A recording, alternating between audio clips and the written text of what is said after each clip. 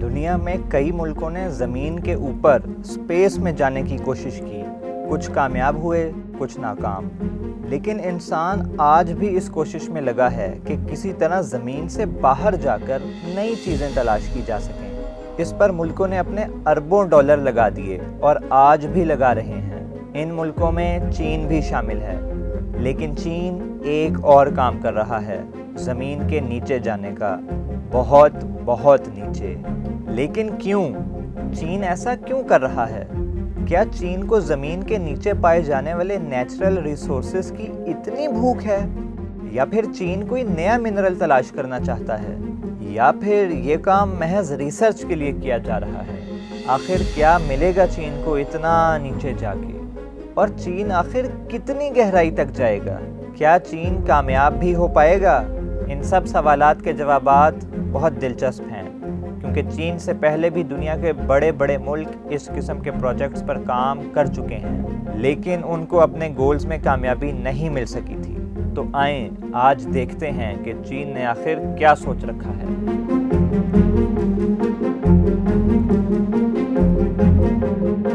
تو بھائی پہلی بات تو یہ ہے کہ چین ایک نہیں بلکہ دو پروجیکٹس پر کام کر رہا ہے۔ ان میں سے ایک پروجیکٹ شنجیانگ کے ٹارم بیسن میں ہے اور دوسرا پروجیکٹ تبت کے ساتھ سچوان بیسن میں ہے۔ پر یہ پروجیکٹس ہیں کیا؟ چین زمین کے اندر ڈرلنگ کر کے بہت نیچے جا رہا ہے۔ اس ڈرلنگ کی گہرائی کا ٹارگٹ 10,000 میٹر سے بھی زیادہ رکھا گیا ہے۔ یہ گہرائی کتنی زیادہ ہے اس کا اندازہ ہم دنیا کی سب سے اونچی چیز سے لگاتے ہیں، ماؤنٹ ایوریسٹ۔ ماؤنٹ ایوریسٹ دنیا کا سب سے اونچا پہاڑ ہے، جس کی اونچائی تقریباً 8,849 میٹر ہے۔ اور چائنا کی یہ جو الٹرا ڈیپ ویل ہے، یہ 10,000 میٹر سے بھی زیادہ گہری کھودی جا چکی ہے۔ لیکن یہاں پر یہ رک نہیں چکی، ابھی اس پر کام جاری ہے اور اس کو 11,100 میٹر نیچے تک کھودا جائے گا۔ لیکن یہاں پر اگلا سوال یہ آتا ہے کہ چائنا آخر ایسا کیوں کر رہا ہے؟ اس سب کے پیچھے چائنا کا ایک نہیں بلکہ ملٹیپل ٹارگٹس ہیں۔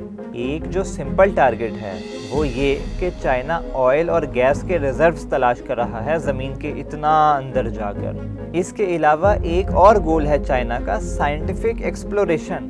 اس ڈیٹا سے زمین کا انٹرنل سٹرکچر، ہماری دنیا کو لاحق خطرات جیسے زلزلے، والکینوز کا پھٹنا اور زمین کی ایوولوشن یعنی وقت کے ساتھ زمین کس طرح سے تبدیل ہوئی، ان سب چیزوں کے بارے میں جاننے میں مدد ملے گی۔ جتنا نیچے جا کر زمین کا سیمپل لیا جائے گا اتنا زیادہ قیمتی ڈیٹا ملے گا سائنٹسٹ کو، جس پر وہ ریسرچ کر سکیں گے اس دنیا کے بارے میں۔ اس کو ایسے سمجھیں کہ جیسے ارتھ لیئرز یعنی مختلف تہوں میں بنی ہوئی ہے، ایک کے اوپر ایک لیئر، تو جتنی پرانی لیئر تک جائیں گے اتنا زیادہ فائدہ ہوگا۔ لیکن یہ کوئی آسان کام نہیں ہے، بلکہ مشکل بھی شاید اس کے لیے چھوٹا لفظ ہوگا۔ وہ اس لیے کیونکہ ایسی مشینری بنانا ہی بہت مشکل کام ہے جو اتنا نیچے تک زمین میں کھدائی کر سکے، کیونکہ جب آپ اتنا نیچے جاتے ہیں تو پریشر بہت بڑھ جاتا ہے، ٹمپریچر بہت زیادہ ہو جاتا ہے، جس وجہ سے لوہے کی مضبوط سے مضبوط مشینری بھی پگھلنے لگتی ہے۔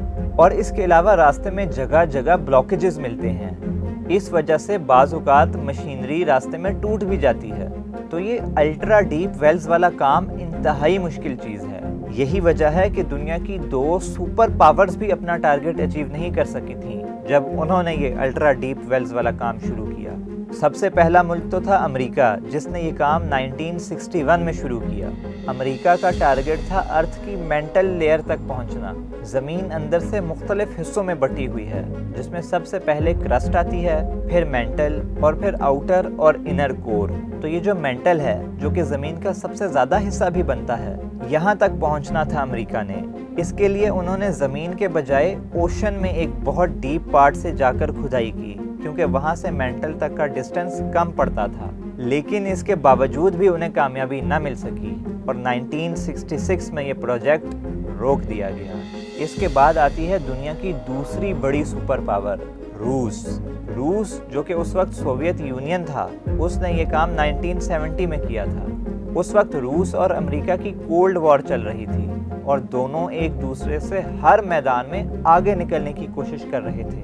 دونوں کے بیچ میں اسپیس وار بھی چل رہی تھی کہ پہلے چاند پر کون پہنچتا ہے۔ تو روس نے جو کام کیا تھا وہ شاید سب سے شاندار تھا، کیونکہ روس کا کولا سپر ڈیپ بور ہول زمین کے اندر 12,262 میٹر تک چلا گیا تھا۔